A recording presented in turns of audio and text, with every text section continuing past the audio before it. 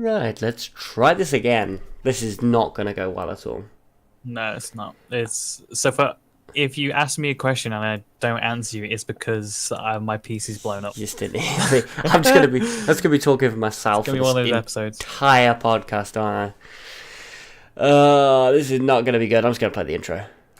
Yeah, play it. You know what? Even when you talked just then, I did not hear anything. So this is gonna be great.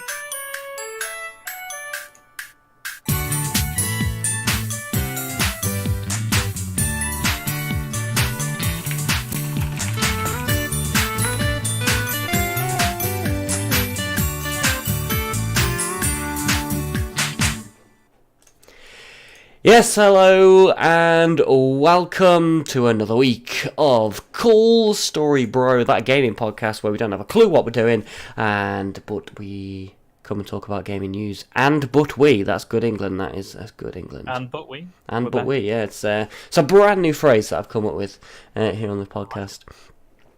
But yeah, myself, Sneaky Vale, joined by my brother. Yes, the Sneaky Bros, that's what that is. We should probably explain that more. Ziklag on the line. How are we doing? It appears that the problems have begun already, and he is not responding. Hello. He's just gonna keep saying stuff halfway through. I could see the green circle. I just couldn't hear anything, so I was like, "Oh, here we go." This is really weird. Really weird. Yeah, unfortunately, Ziklag lives in the outbacks of the northwest and sporadically just doesn't have internet. That's Comcast for you. Oh, are we gonna shoot fire at you know what? at ISPs now? I've got a lot of fire that I would like to spit towards companies recently. So is this going to be our first lawsuit? Hang on, I need to make some companies notes that we would potentially work with in the future. We're definitely getting blacklisted this episode. Hang on, I need to make some notes for when we get sued. We need a lawyer for slander. Yeah, we need to lawyer up. If anyone wants to be our representative, I'd strongly disadvise against being our representative, but we welcomely accept any help.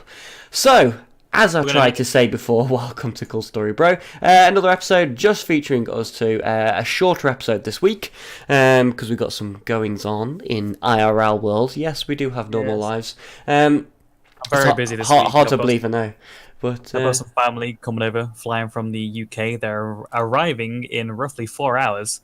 So, I've got a lot on my plate. That's why we're going to, bust out a bonus quick episode, aren't we? So, yeah, short podcast, yeah. We're going to... No features this week, unfortunately. Sorry, no games. I apologise. I know everyone loves them. Yes. But we're just gonna smash through the news and stuff like that. And I think we might as well take this bonus episode as well to sort of explain what we want for the podcast. So, obviously, we on to... is this episode 6 or this is episode 6? Yes, this is episode 6. So, yeah, I mean, we kind of had the discussion of potentially this was going to be season 1, but we both felt like we didn't want it to represent the start because it was shoddy quality. It was terrible mic quality for the first couple of episodes, and we were still getting the feel of the whole podcast thing. But I feel like now, apart from this episode, because this episode is going to be a disaster, but our previous couple have been quite good. I quite like how it's laid out. I quite like the guests. I quite liked how it flows. So we're going to call all these episodes Season 0, something like that. And then I think we'll probably have, a week or two break, which is probably going to be after this episode because obviously I'm going to be away for roughly 2 weeks, I think. Mm-hmm. How about, we've not really talked about this, but I had the idea of coming back with Season 1. Where we have everything ready to fully launch a proper podcast. Yeah, this is kind of been testing the water. We're literally, for anyone who doesn't know, we're having this discussion right now. So season 0 is this collection of what will be 6 episodes that will just remain on YouTube, and then the plan for season 1 is we will launch it on a podcast service. And hopefully start to roll it out to more devices. Now we understand the feel for it and how we understand the flow and what we want this podcast to be. Because when we first did it, we just press record and then just see what happened.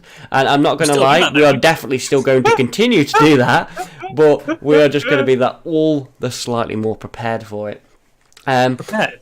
Yeah, of course we are. I mean, I don't know about that, mate. I mean, like the difference from now to like the first couple of episodes is I spend the week actually listening and bothering to read gaming news rather than just listening to rubbish rumors. Like I've had to change my sources so they're a little bit more official.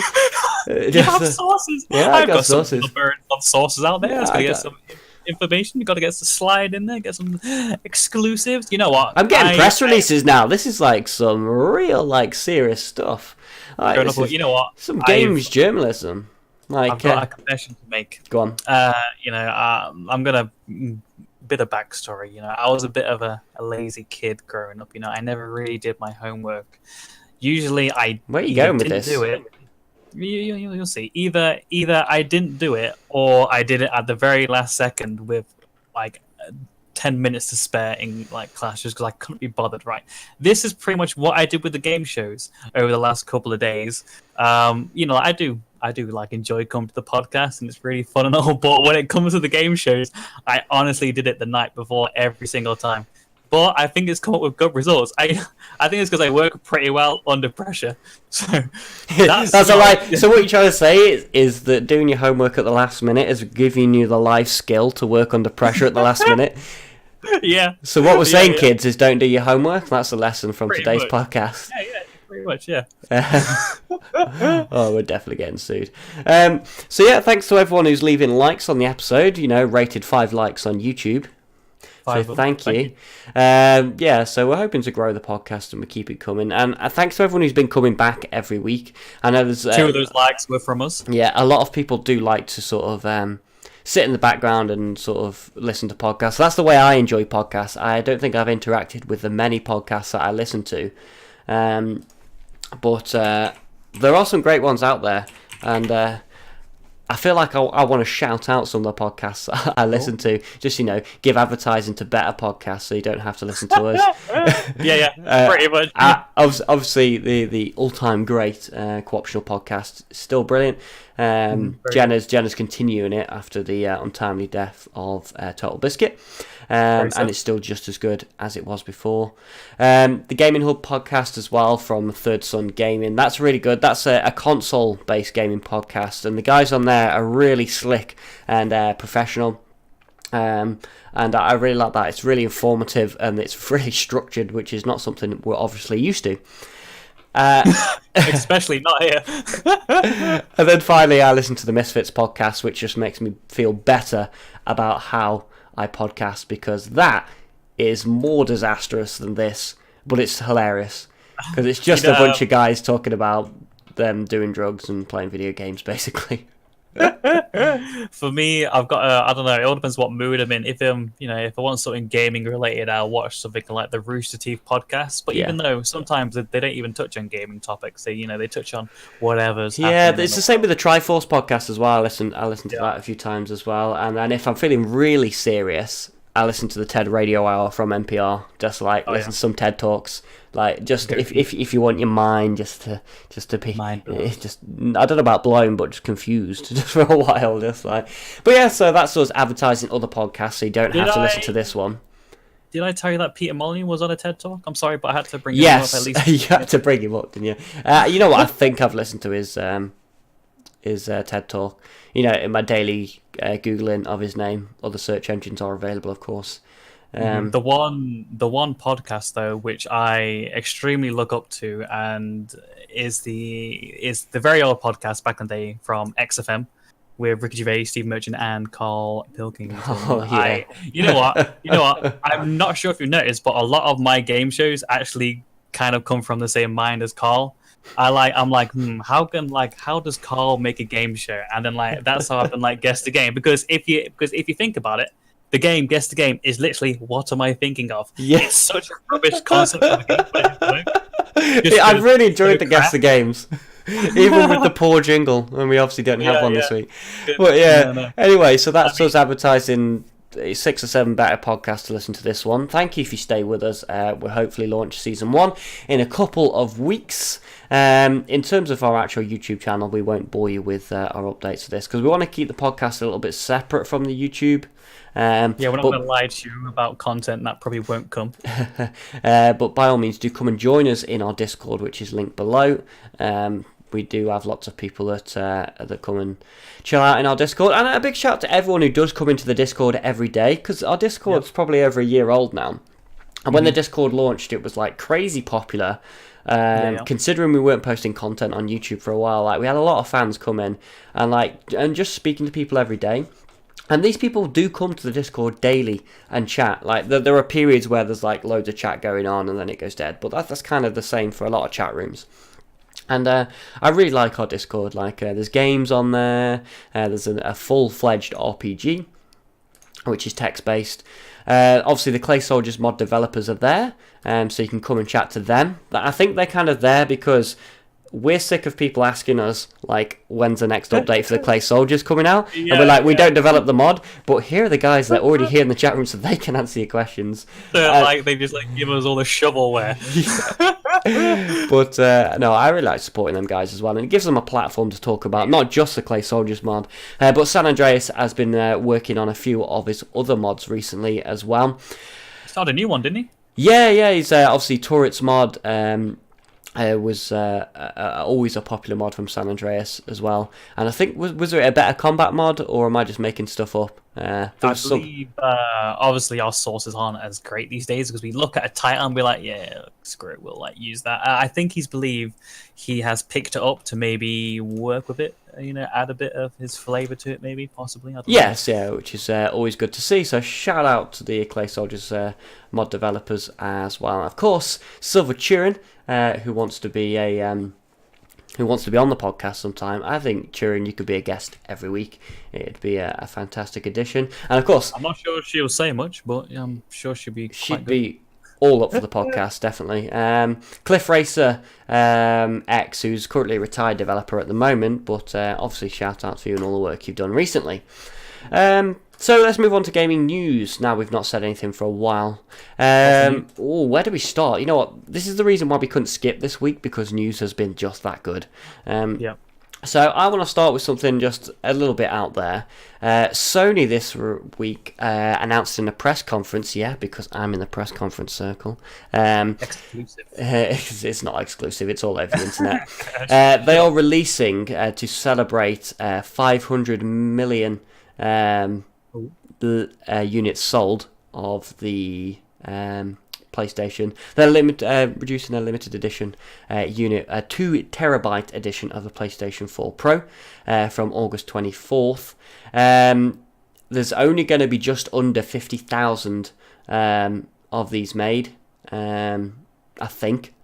Something like that. Yeah, only 50,000 are going to be made of these consoles, and they're going to be around the $500 price mark. So if you think Xbox One X Scorpio price when that came out, it's a very similar price range to that.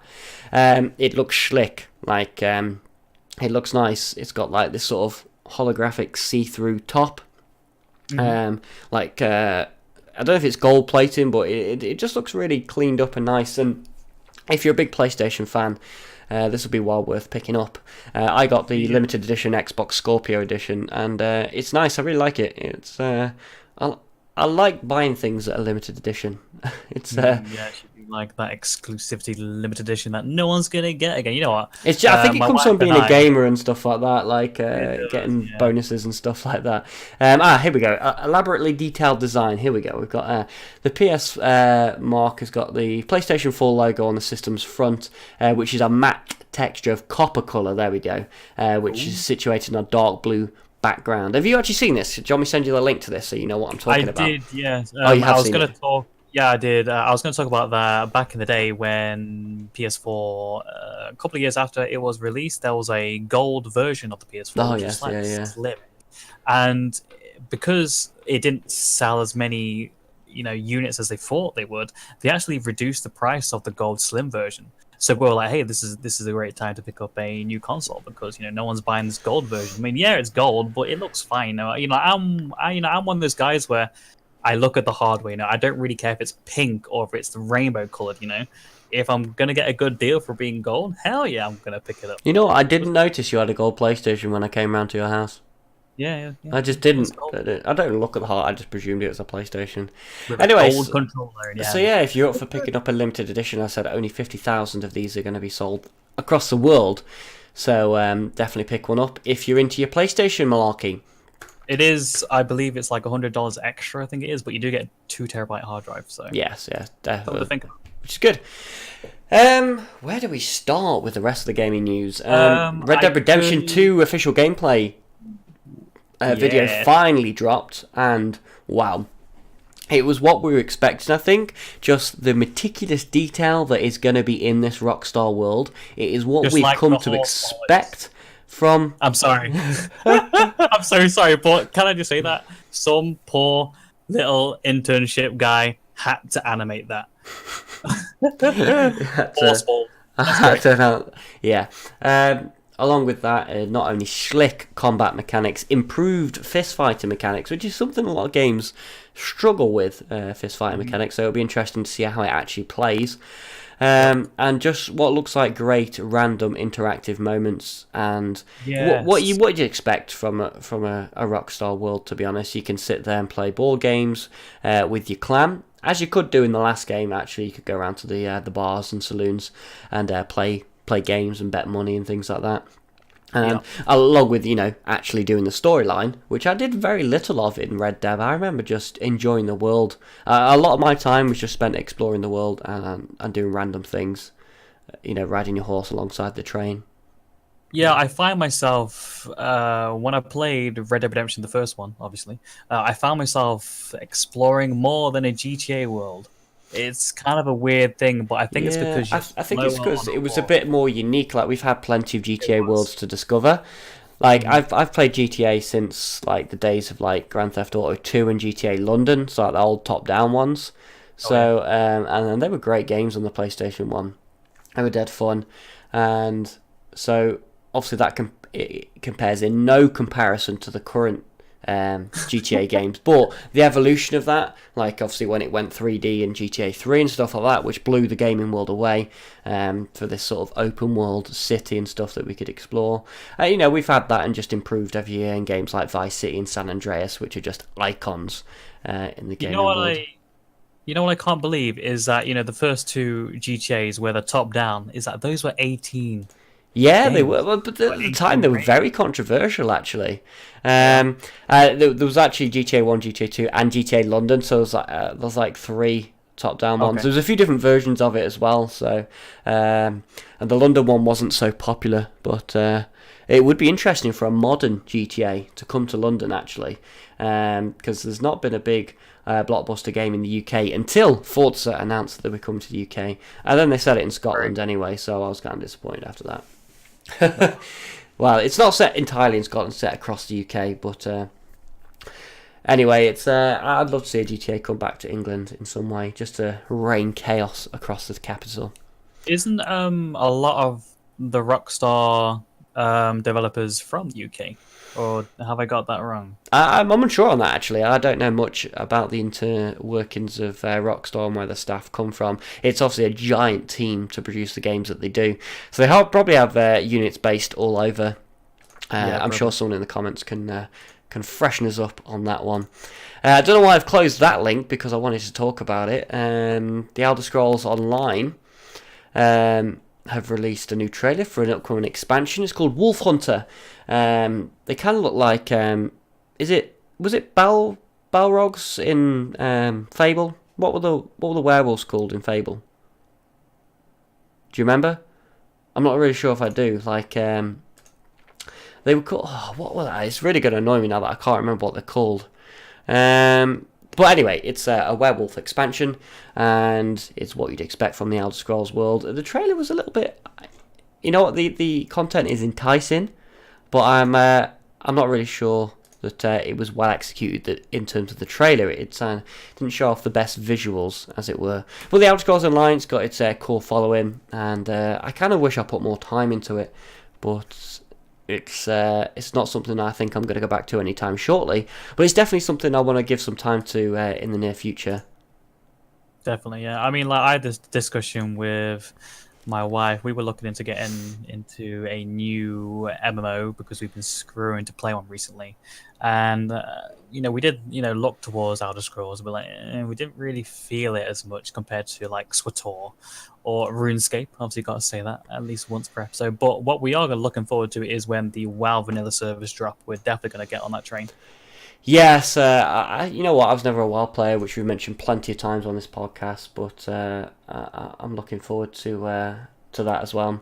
Obviously, Elder Scrolls Online recently dropped Morrowind as their expansion as well, Yeah. which is they're keeping that update flowing, so it's obviously got enough going on that they're still updating it, which is good to see, and hopefully I'll give some time to it soon. Path of Exile as well, also churning out them expansions. They've got Delve coming out at the end of this month, August 31st. There's not really too much to say about this, then it introduces an infinite dungeon as an alternate endgame. Okay. So you'll need to use light from a minecart and flares in order to stay alive in an endless mine that gets more and more challenging and rewarding as you adventure. So it's kind of like a what we call it, like an endless horde mode or something like that. It's crazy. Yeah. You should see the labyrinth of mines this thing generates that they've shown off in the trailer. So yeah, Path of Exile. It's a really fun game, and I like my action RPGs. From that sort of top-down isometric angle. We actually made some videos on it back in the day, didn't we? Yeah, there was a season. Which got about a couple of hundred views, I think, per episode. Yeah. The audio was awful on it, though, I remember. No wonder that series didn't take off. Weren't we playing in the same room? Yes, we were. Probably on the same mic. Yeah. Path of Exile was great, though. I always enjoyed it, and I do delve back into it every now and again. You see what I did there? Yeah. Delve expansion? Yeah. And yeah, but on top of that, though, let me... How can you beat that? Because you're going to just hear my mechanical keyboard popping up. There are they're not big rumours, it's been confirmed that Blizzard are working on new Diablo content to come out, obviously to tie in with my Path of Exile news. Obviously, everyone's pretty much thinking it's Diablo 4, but which it would be great. I'd look forward to a new Diablo game, but there's no reason why it can't be another Diablo 3 expansion, because all the Diablo 3 expansions so far have been amazing. Mm-hmm. Like I loved Diablo 3. I came to it very late, and on the console as well the first time I played it, and I love it. I think I played it after I played Path of Exile, actually, because I really got into that style of game, and it's good because Path of Exile let me try it for free, and I love the boss battles in Diablo. Like, they're really cinematic and they really draw you in. Yeah, absolutely. Yeah, I mean, those Diablo DLCs, they've been coming quite a long time after the game's actually been first released, because it's a pretty old game now. Yeah, it sort of keeps going with this season system that they've had, and the game's had a lot of problems over the year with, they've had PvP in there that's been a bit off, and then they had the auction house, which I think was totally removed, and it was very controversial.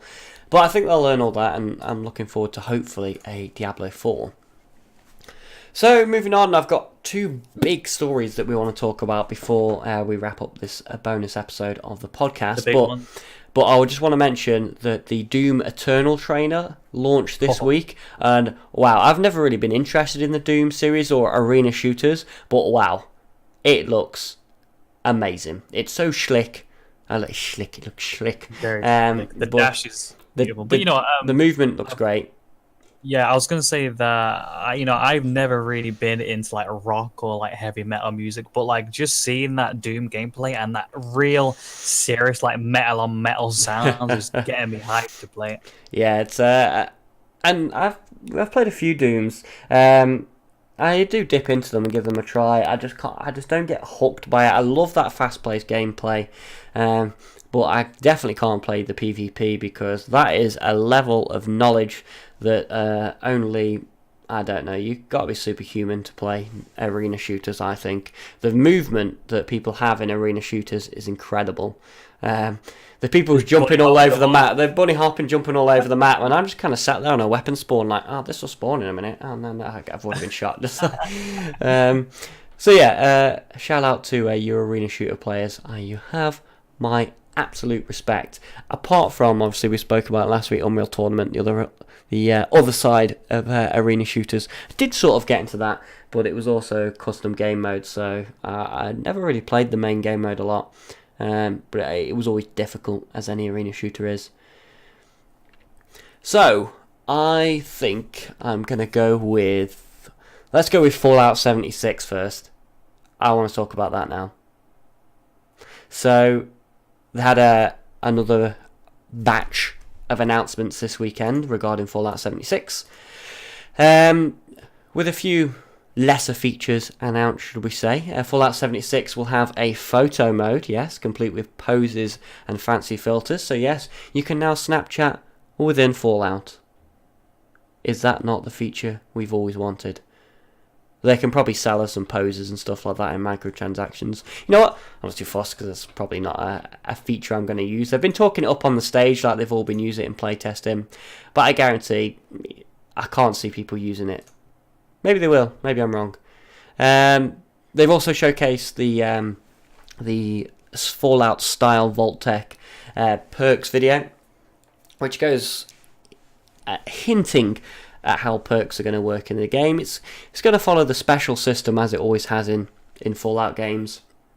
And by the looks of it, what the hinting is, you can share perk cards with people, which is obviously where that multiplayer element comes in. That's what the video seemed to hint at. And they also mentioned mutations in that trailer as well, so maybe either randomly during the game, or you can maybe influence it with perk cards that you might be able to mutate your character into one of the weird and wonderful creatures of the Fallout world. So that looks interesting. I watched that Q&A this morning, actually. It was about an hour long. The first 38 minutes were pointless. Things we already knew, things that didn't really matter. And then they touched upon, obviously, things like the perk system, how to stop griefers, and how they've got this like murder system. I wanted to talk about that. So, just to give you like how I reacted to this, they obviously Todd Howard got up on stage and was like, I'm gonna tell you about how we dealing with griefing, and everyone's like, oh yeah, cool. And then it was like, so if you're walking across the map, and someone shoots at you. They're not going to do full damage to you. As he called it, this is a quote, it's like slapping someone in a bar. So, you don't really do full damage. And I was like, okay. I quite like that. And then the only reason full damage is activated is if the person who got shot at then engages the person that shot at them. And then you go into full damage mode and you have your full battle. So, if you die, you don't lose all your stuff, which people were worried about. You only lose your junk items that you're carrying, so your weapons and armor are all safe. But obviously your junk is used for crafting, so it is inconvenient to die. Mm-hmm. If you kill someone who is higher level than you, you'll be rewarded with more caps. If you kill someone who's lower level than you, you're going to basically get no reward. And that's trying to stop people just going after low-level players. And I was kind of like, yeah, okay, this is a really interesting system to stop griefers, but it's not going to stop someone, just nailing someone who's lower level just for the fun of it. And then he continued. I was like, oh, okay. He's like, so if you're being slapped by another player, which was definitely what he said on stage, he did say we have a lot of ways you can get away from them, and then just didn't say any more. So there's hints that there's ways to escape it, yeah. Log out. But it is possible for the aggressor to just kill you if you don't engage them. And everyone was kind of like, oh, yeah, there we go, griefers. But if they kill you and you do not engage them, they get no caps, no XP, no junk. They get absolutely nothing for killing you. The crowd goes wild. Everyone loved it. And then they are labelled as a murderer. So, and he used this term, we turn the assholes into interesting content, said Howard. That is a great great line. He is becoming Sentinel, that guy is. He is starting to learn. He's, even though he even said that he doesn't look at Reddit. He 100% looks at those subreddits. 100%. So then what happens to these murderers? It was the biggest cheer they got of the night as well, and he openly acknowledged that on the panel as well. It was the biggest cheer they got all night. These murderers are marked on the map with a red star. So everyone knows their rough location. You don't know their exact location. You kind of get an idea of where they are. And then there's a bounty placed on their head. And everyone's like, yeah, this is really cool. And then what even goes even further to be better than that, the bounty comes out of their player's own pocket. And I was like, yeah, that is an amazing system. Why has no one thought of that before? That griefers have to pay for their own bounty. How good is that? That stops people gaming the system as well, because you could essentially become a murderer and then get one of your teammates to kill you to gain the bounty. Brilliant. Absolutely great system. And so you'll get a rough idea of where they are, and then you can go kill them and get the bounty. So tackling griefing when it comes to an online game, especially you and I, how we're creating this Clay Soldier server. Griefing is always in the back of your mind, and like, how can we tackle this? How can we create a game that makes it so the user can't break it in such a way where it ruins the experience completely? It's kind of a hard balance to get, and it seems like Todd and the team have nailed it. Yeah, I was not that hyped for Fallout 76. I suddenly am now way more hyped than I was before. So we got a couple more gaming news pieces to talk about. Well, there is one thing I want to touch upon. That is, I was worried that during the whole Q&A, not one thing was said about the quest. Not one thing was said about anything. So it kind of gives me a bit of worry that maybe the storytelling isn't going to be that great. Who knows? Yeah, I'm not too sure, to be honest. But I'm actually a little bit more looking forward to it, which is good, because I'm always hyped for Fallout games and things like that. So yes, Todd Howard, he's reeling me in. His marketing's really good. They didn't say anything about the game for ages, and I kind of just presumed it was an unfinished mess. But you know what? Maybe, just maybe. I'm not going to get on the hype train because, I stopped pre-ordering new release video games after No Man's Sky. But I feel like I've ate my words with that, because it's just like getting better every week. I see my Steam feed in the corner and everyone's just like, No Man's Sky, No Man's Sky, No Man's Sky. In fact, Monster Hunter is the new one today, because that's dropped on Steam finally. And I've got people begging me to get Monster Hunter, so I might have to delve into that one. While we're speaking of Steam, a new challenger arises that I think could give some real trouble to Steam, and I don't think the gaming industry's ready for it, because it's happening and everyone's kind of like, this is going to be good, but I honestly think this next bit of news could be the next big thing, because Discord have announced that they are opening a store. And when I heard it, I was like, oh yeah, of course they're opening a store. That's kind of what you'd expect them to do. And it's an instant library of games to its Nitro subscription program. So it's a way to boost people who are members of Discord, essentially, to give them more perks. Because at the moment, as a Nitro subscriber, I felt you didn't really get much. Okay, you could use emojis in whatever server you wanted, your own custom ones. Well, that's not really much of a perk for me, because I'm not really a troll. And I think you got premium access to a few other things and a fancy badge, essentially. Like you could change your picture to like an animation if you wanted to. Yeah, so stuff I really don't care about. So, but this is interesting. So obviously it's for Nitro subscribers only, and what you'll get is kind of like the Xbox Game Pass style games of gold. It's not new games, but you'll be given games, a couple of games for free, and then there'll be games at a discounted price as well. And it will be launched from in there as well.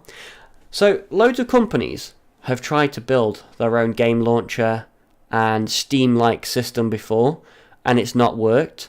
And there's everything to say that this will go the way that does. But what makes me think that Discord will be different is the fact that they have already got a huge community. Like, when other game launchers come out, I have to download the Ubisoft Go or whatever they've got as their launcher. I get that. Uplay, that's it. Or, just I think Bethesda have got one as well, and That's probably their website. and Battle.net as well. Like, I've not really used these a lot, and Origin, yeah, that's it. Like, I have no friends on that platform. Like, I can't be bothered to go and collect all my friends' Origin names and all that sort of stuff. Origin's not that bad, but I've heard a lot of bad press from EA of how they handle their customer support. But that's just a whole new story. But with Discord, like, all my friends are already on Discord, like my gaming friends and stuff like that. And there's already huge communities on Discord, so they don't have to worry about the launcher not having a community, because it already does. Yeah. And that's what all the launchers have struggled with. So I can easily invite friends to play games because they're already on Discord, and there's already a great VoIP system built in, and there's already a great chat system. And if you pick up a new game, I don't know what's going to be. Pillars of Eternity is going to be on there at launch. Let's pick that for example, or Frostpunk. You can go to them rooms and chat to people live there. And I think if they go the way of Steam, where they start pushing more games, they're all curated at the moment, so there's going to be no shovelware on there for now. But they could, and I think it seriously could, rival Steam, or at the very least make Steam up their game. So developers can sell their games on the store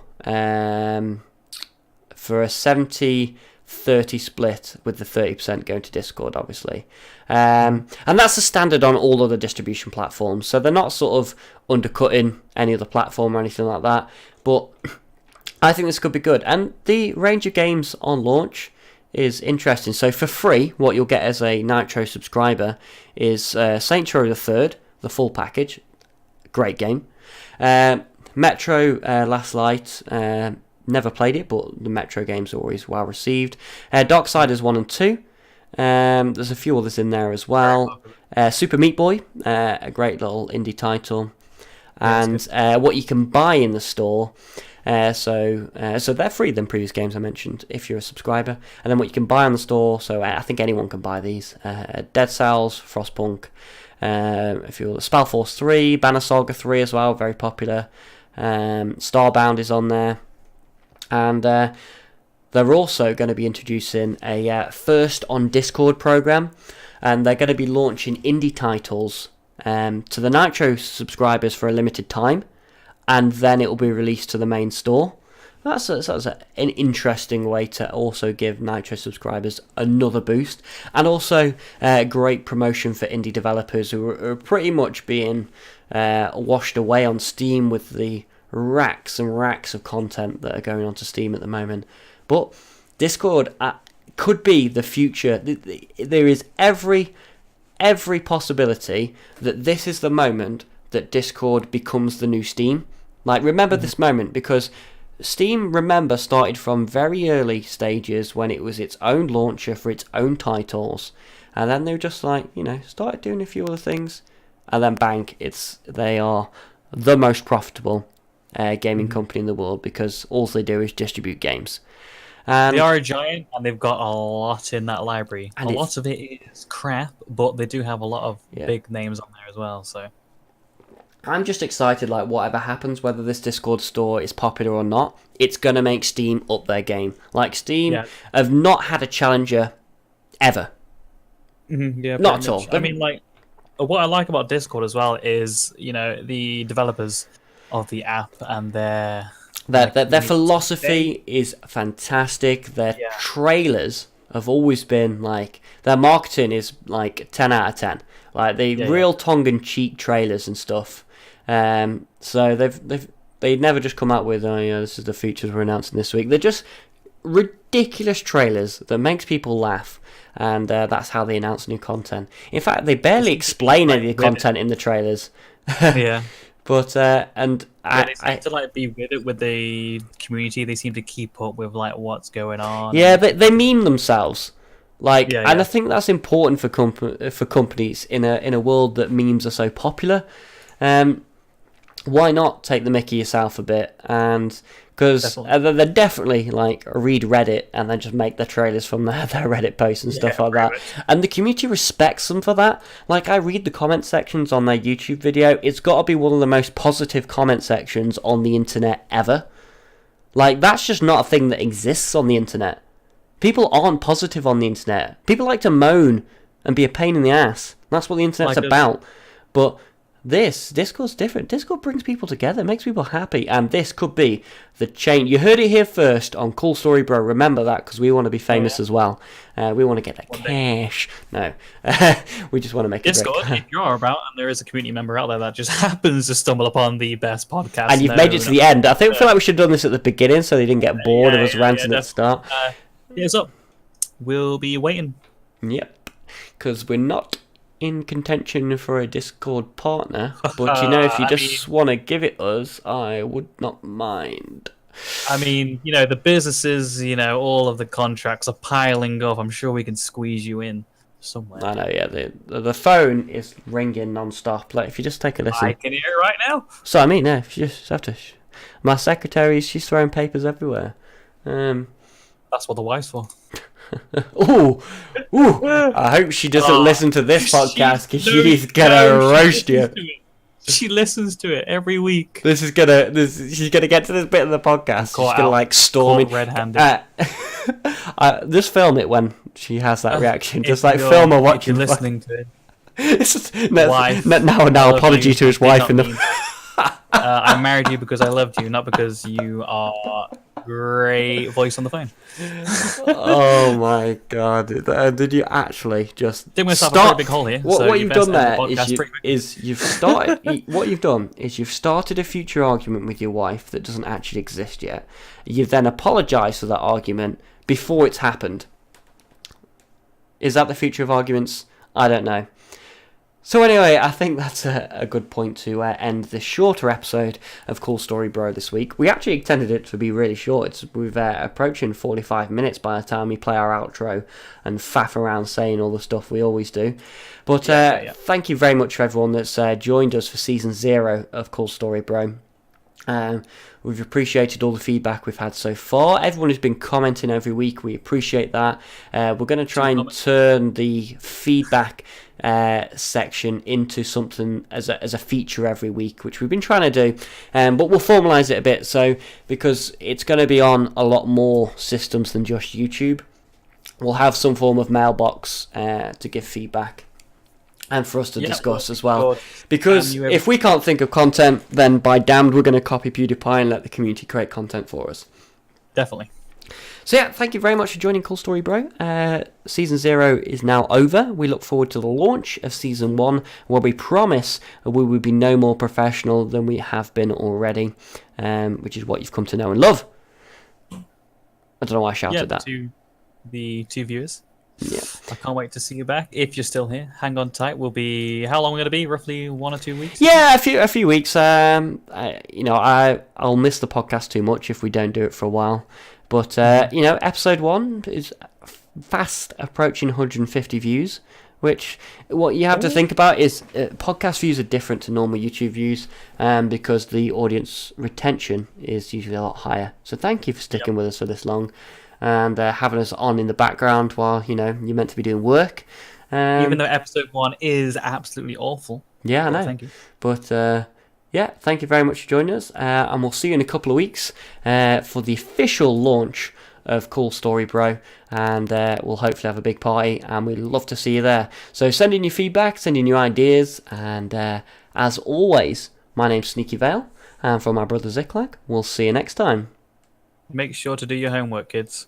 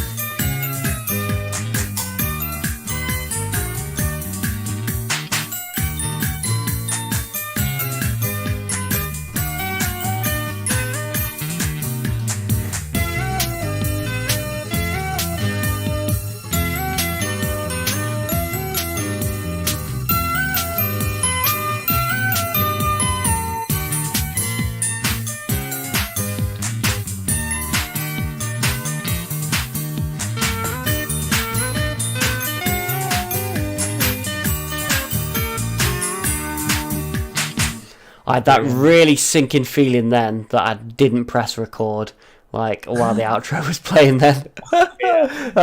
We did almost 45 minutes then, considering that was meant to be a short bonus episode, you know. I could definitely pass that off as a normal episode. Oh, yeah. But it gives us an excuse to be rubbish if we call it bonus. Rubbish? Yeah. This is top quality content that we're giving to the world. For free? For free. Because, you know, not partnered anymore. I'm not even sure, actually. I never had an email to say we're not partnered. Don't watch this week's podcast, by the way. Yeah.